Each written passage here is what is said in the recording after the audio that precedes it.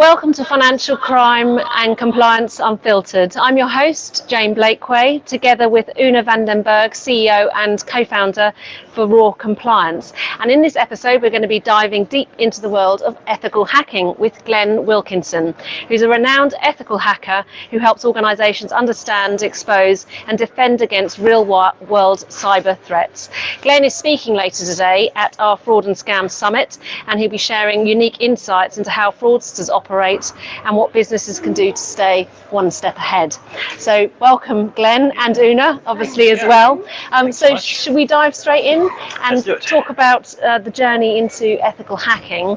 So could you start by perhaps telling us what drew you into ethical hacking and what exactly does an ethical hacker do day to day? It's not like an oxymoron in itself.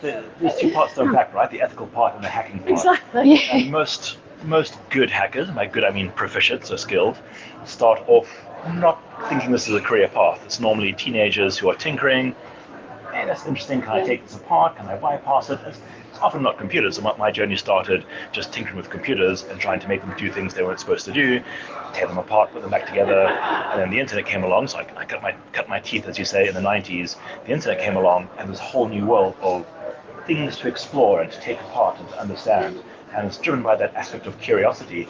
Some hackers may be driven by financial gain, but the ones who are quite proficient are generally, I'll say, driven by curiosity. That's where my journey started, just tinkering in the 90s. Only 10 years later that I realized it would be a career path, and it is a valid career path. Then it's the ethical part it's like, it's a bit of a silly analogy maybe, it was like hiring an ethical burglar. Can you come and check my home security because you're very proficient at breaking into systems, with a guy who fits the alarm. He doesn't really understand the criminal mindset.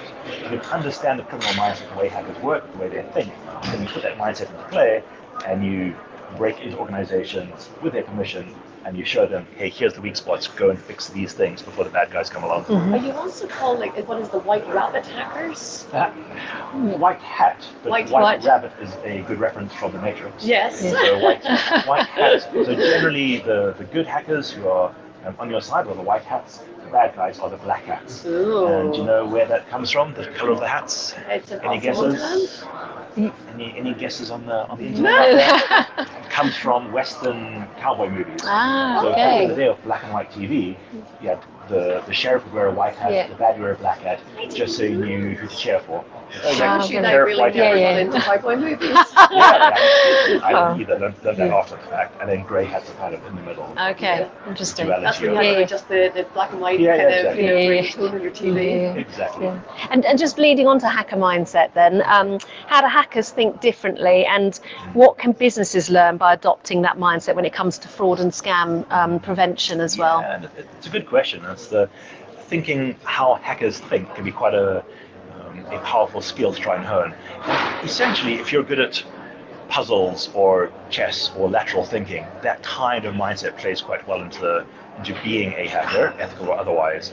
Essentially, when you want to try and break into something or any form of hacking, it's essentially puzzle solving with very limited information. Mm-hmm. The analogy we sometimes give training is it's like trying to fix a car through the exhaust pipe with a long piece of wire fiddling with the engine. So it's very limited information, limited feedback. You have to think slightly laterally and do things in a non-standard way, almost outside of normal rules of engagement. Mm-hmm. And adopting that kind of thinking is powerful at all levels. If you're technical and you're trying to solve technical problems, approaching the problem in a different way, but also if you're a C-level executive and you're on board, I have courses and I give training, I give keynotes on how can hacker thinking empower you as a C-level executive, and it's that kind of thinking where you don't approach problems maybe in a standard way and thinking under pressure in unusual and highly pressured situations. Mm-hmm. And I think in general that kind of thinking can be quite powerful, quite useful. I read an article once about a gentleman that hacked into a company and basically then overtook their entire IT system and didn't actually ask for a ransom. All he asked for was, could you pay me so I can show you where all of your flaws are? I suppose it's one way to get a job. So was that what drew you to this? You were like, I'm bored of the recruitment market. I just want to get a job, so let me just hack. And do you ever, is that something, do you only hack when asked to? Or do you ever kind of experiment in the background? I was lying. Yeah. So I mean, and I mentioned this earlier, that the idea of being kind of a good hacker, a white hat hacker, Yeah. we're driven by the curiosity of trying to bypass security systems, not for financial gain. So most of us, in the way we learn and the way we experiment, is we deploy our own home labs. We Yeah. create an entire fake organization at home and virtual machines, and then hack those just for the challenge. Yeah. It's like lockpicking or something. If you're really good at lockpicking, you get a bunch of locks at home, you pick them, you won't go to your neighbors and try and pick them. You have to say, well, you might, depending on what your incentives are, but ethical hackers are driven by the passion of hacking rather than the end game of financial gain. Yeah. And definitely, that's almost it's almost a Hollywood trope now. Teenage hacker breaks an organization and they hire him. That approach doesn't work very well, to be honest, in my experience. You're starting on the footing of being a little bit devious and definitely illegal. You will go. There's a very good chance you will go to jail. If you want a career in ethical hacking, you can learn the tricks of the trade almost at home on YouTube these days. It's so accessible, and you can teach yourself. And then there are so many career paths. There are MSCs in cybersecurity now. I'm also an ambassador for an initiative called the Hacking Games, and the goal behind that initiative is to redirect the youth into being the next generation of ethical hackers and steering them away from the path of criminality, which is so. So you're sponsoring like hackathons? Yeah, there's hackathons, there's public speaking, there's university engagement, there's an online aptitude test where you can see if you fit the right way of thinking rather than the skills themselves. How do you think and how do you approach problems? Because I think I've taught hundreds of people to be hackers over the years. Events like Black Hat, corporate events, law enforcement, military. You can teach anyone to hack. You can teach anyone to play the piano or speak French. Are you going to be proficient? Do you have a natural inclination? I can teach you a few words, but if you want to be good, you have to. Just talking a little bit about technology as well and future trends with AI and automation now being weaponized for scams and fraud. How much harder does that make your job, and how do you think defenders can fight back effectively then? And the AI question is such a hot one at the moment. I used to give talks on all kinds of things. This year it's literally just ransomware and fraud and AI. And the AI component, I think there's different ways to unpack that. There's how is AI, and by AI we mean generative AI, because AI has been around for decades. But modern LLMs, Gen AI, we can look at that in terms of how it equips, empowers, and uplifts cybercriminality, and how defenders are using that and enabling that to help them. On the side of the criminality, it's definitely allowing criminality at scale and improving proficiency, at least of communications and that kind of thinking in the scam space. If you're a Nigerian scammer and your English isn't that great, you jump on ChatGPT, you get perfect rote English, and there's so many frameworks that allow you to automate and expand your campaigns now. So instead of manually running one campaign, you can have 50 simultaneous campaigns, maybe oversee them. So in the past you'd have these scam farms where it's one head of the mule farm or whatever overseeing 50 people. Now it's one person overseeing 50 bots and agents. So there's definitely a kind of scale going there. In terms of actual proficiency and uplifting of skill, we're not really seeing that component yet. So in terms of maybe writing new ransomware strains or new clever viruses or techniques, it's definitely in that direction, kind of automating the hacker pen tester role. We're not there yet. On the defensive side, there's tons of interesting things going on. At the very least, it's the ability to ingest tons of information and logs and kind of make sense of it, so you can almost chat to the computers. Hey, I got 5,000 alerts yesterday. Can you help me make sense of what's a risk and what's not, what's a scam and what's not? I think it's still somewhat early days, but we're in a very fast trajectory. And every time I get an interview like this, the landscape has changed. What's interesting in some of the scams that we've seen recently is we talk about sophistication, and actually the lack of sophistication just because of the user's inexperience. So, one example was this 90-year-old gentleman who was involved in an investment scam, and what the fraudsters did was got him to download AnyDesk, Zendesk into his phone, which basically then gave them remote access into the phone, and it was such a simple typology, and I think that's a really big issue we have at the moment, is the lack of education. So when you're talking about kind of hacking, it's quite sophisticated, but yet some of the scams we're seeing, it's so simplistic. Absolutely, and the vast majority are, and you see so many solutions coming out, AI-powered next-gen blockchain something or other, and that's going to address 0.1% of your problems. the bulk of the problems are exactly that. The base level of users being tricked into doing something quite subtle and simple. Download any desk, click this link, load your credentials. And the way you combat that is just by uplifting what we call your basic cyber hygiene. Yes. So educating, empowering, encouraging people to understand things like use a password manager, patch your systems, and run your backups.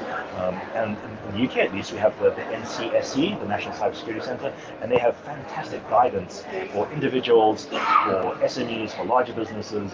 Even the news last week that nursery got hacked. So there's advice on, are you working with children in a cyber environment, follow these guidelines. And the vast majority of that is literally the basics, get your basic cyber hygiene right first. How do you think we can improve education in this space to the public at large? Because that's one of my biggest concerns. It's you see a lot of these scams, modern day scams, where it's like, do you have a bank account with XYZ? And people inadvertently become money mules. I also mentioned there already about using any desk. Where are we failing in education to the public at large? Yeah, it's a hard question to answer, and I think we're in the right direction by having events like this and conversations like this and getting to a wider online audience.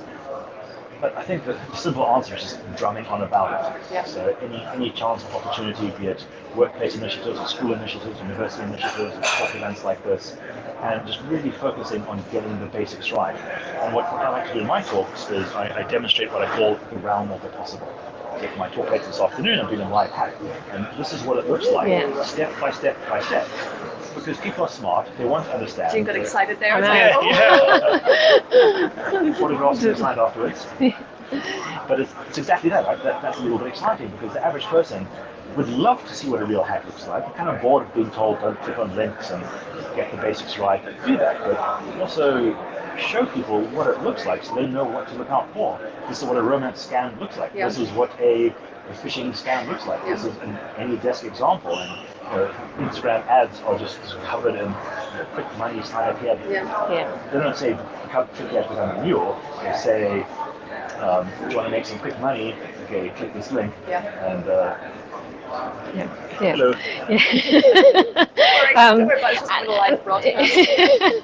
Just talking about the simulation, obviously you're going to do later on today, which is really super exciting. Exactly, no entry. Exactly. What do these simulation exercises actually reveal then within organisations in terms of how ready or unready they actually are? So simulation exercises are an interesting one. It's almost the staple bread and butter of any organization is to run phishing simulation training events. The idea being that if you send pretend phishing emails, phishing simulations to your staff, you monitor who clicks them, who does what, and then someone clicks a link, you go and you slap them and you say don't do that again. That's kind of the thinking. Research shows that doesn't really work. It creates animosity between IT and the users, as well as IT again trying to trick us and embarrass us. Those users feel very much disempowered. And I say this from a place of having run phishing simulations for about 15 years now. I have my own phishing simulation platform, but I don't really encourage people to sign up anymore. I think there's a lot more power in almost telling users, hey, we're going to send out a simulation, just so you know what it looks like, and then talking them through, this is what it looks like, this is what could have happened. That's much more engaging and empowering than kind of surprising them. And it hurts, right? You feel embarrassed, and maybe you thought, I'm going to get a raise, click the link, I'm getting a raise, or I'm not getting a raise. That line of thinking, I think it's very outmoded. What I recommend, so there's a fantastic outfit called redflags.io, and their thinking is more nudge theory training. So they have an agent, I don't work there, I just like it. They have an agent that runs on your device, on your laptop, and before you do anything you shouldn't, before you install any desk, before you click a link, you just hover. Hey, are you sure you want to do that? That looks like it could be a bad idea. It's like a USB stick. Ooh, are you sure you want to be copying work files in there? It's like having Glenn standing behind you, tapping on the shoulder. Isn't the risk like anything? It's the unknown unknowns. So when we do these hackathons or exercises, we're using known knowns, the known examples. And obviously you'll have the known unknowns in terms of these are potential security risks. How do we then deep dive further into continuously improving understanding of the vulnerabilities? Yeah, it's a good question. We did it there. I'm going without being on the fly, I think of a good answer to I think the answer is that we know the bulk of the knowns, or at least the direction that we're kind of going in. And these days, the flavor of the month, it's romance scams and it's an SMS about what's going on in the world. So energy bills are really high, so an SMS about, hey, your energy, you have a rebate for your energy bill or something, or it's tax season, SMS to recoup 20% of your tax that you overpaid or something. So there's definitely specifics that will be unknown. But I think showing people and educating people at a high level, this is the way that criminals think, this is the way that hackers think, and you almost empower people to predict and understand. It's like, silly expression maybe, but teaching someone to fish or teaching them to giving them a fish. So if you, at a high level, maybe a good joke in there about fishing and spear fishing. Yeah. We're talking a lot about fishing. Yeah, absolutely. For the audience, it's not this kind of PH. I think the answer is empowering and teaching people at a higher level and having broad thinking, then they can almost think for themselves and new variants or unknowns come along. Absolutely. Yeah.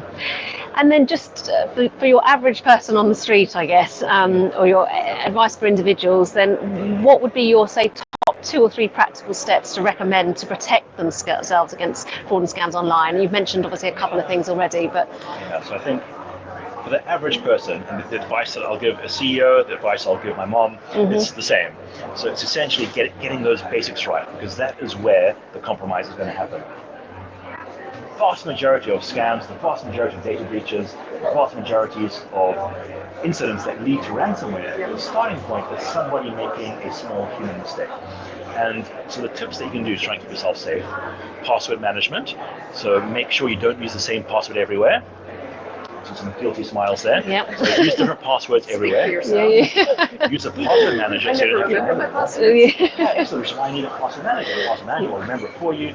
All you do is remember one password. But they're not susceptible to hacking themselves.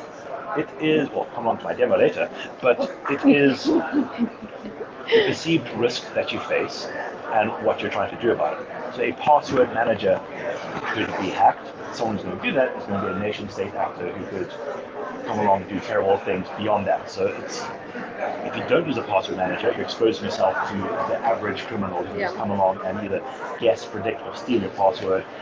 You have big data breaches. For example, LinkedIn was breached, all usernames and passwords were released. So if you use the same password on LinkedIn as you do for HMRC and your bank and your work, I'll go and grab that password from dark web and log in somewhere else. The point being that different password everywhere, use a password manager. And they're really easy to set up these days. Get your patching right. So when your phone pops up and says, oh, it's a new update, it's not just so you have nice new emojis, it's because there's some security vulnerability that is in there that needs to be fixed. Get your backups right. If you're a business or an individual, especially in the face of ransomware, if the hackers ransom your system, they can roll back your backups, then you're in a good position. And I say that the big takeaway is just go and have a look at the NCSC guidelines. They're really good. They're really pushing hard on the initiatives this year. The guidance is straightforward, simple, actionable. So if you're a small company, even a big company, go get your Cyber Essentials validation. It's free, it's easy. There's Cyber Essentials Plus if you want to upgrade. It just helps you get all the basics lined up and in place. And then there's almost a path to follow to become more secure. The overarching advice is do one thing today to improve your security posture. It's like if you want to lose weight, or if you want to get stronger, or more fit, or learn French, do one thing today that's in the right direction. Next time we'll do it in French, right? I literally was trying to speak French and I wasn't speaking Portuguese instead. Je ne comprends pas. And then maybe just where do you think, we've talked a lot about future and what's going on well, I suppose let's talk about the next few years. Where do you think the biggest battles are going to be fought within the fraud and scam space? Yeah, so the next battles in the fraud and scam space, I think it's going to be business as usual for a while. It's not going away. It's a multi-billion-dollar market. As long as it's profitable, the criminals will keep leaning into the space. It's going to change if we're able to, as I say, disrupt, dismantle, destroy those criminal networks, those criminal gangs. From my side, so I run a company called Agger Labs, and we are specifically focused on dealing with ransomware, which in the UK is a multi-billion-dollar problem. The average ransomware attack costs £3.5 million.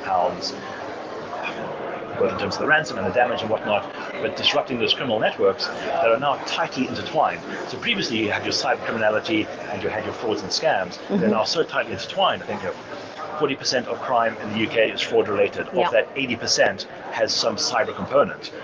So those worlds are now tightly intertwined. So I think we're heading towards those worlds becoming more intertwined, and the initiatives need to be led, I think, on three fronts. On the legislation front, the law enforcement front, and the maybe tooling private sector front, trying to combat that. And it looks like we have a fantastic day of talks ahead that are going to address those issues, I think. Absolutely, yeah. Brilliant. Well, thank you very much, Glenn. It's been a pleasure today. Yeah, we really look forward to you talking later on today at the event, obviously, as well, and giving us a bit of an insight into the mind of an ethical hacker. And also to my co-host, Oonagh van den Berg, CEO of Raw Compliance. So thank you both. And Jean's final question. Oh, yes, we could ask that, couldn't we? Yeah.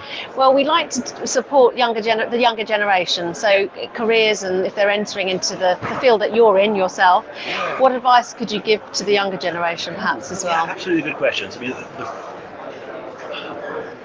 me give you a good answer. So I think I mentioned the hacking games. Go to the website. I mean, they're all over. I don't know how to use TikTok. Apparently, they're on TikTok. But if you're a Gen Z, is that the word? If you're a Gen Z person and you do the TikToks, so go find them on TikTok or come find me on LinkedIn. But those types of initiatives, so the hacking games will help you understand the career path of becoming an ethical hacker, and also give you a bit of warning about if you go down alternative routes, you could go to prison. Most cyber criminals these days are between the age of 14 and 30. So we're trying to redirect the youth. So if you're a young person thinking about getting into computer science in general or security, definitely check out the hacking games. Make sure you have a strong base in computer science and programming and networking. Set up your own home labs and try and hack them.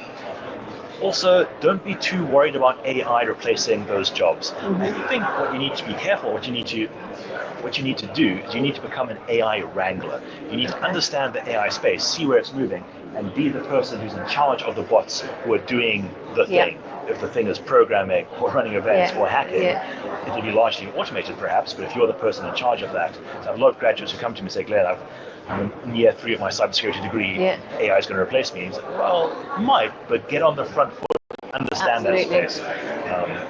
So I think that is the advice, and the advice I'll give to my younger self if I could. Sounds good. Thank you so much. Thank you so much. Right, lovely. Thank you, guys. Thank you. We will be back then in an hour and a half with our next guest, which is Becky Holmes. Becky Holmes, yes, absolutely. On romance. What's love got to do with it when it comes to romance scams? So we will see you very soon. Thank you. Thank you.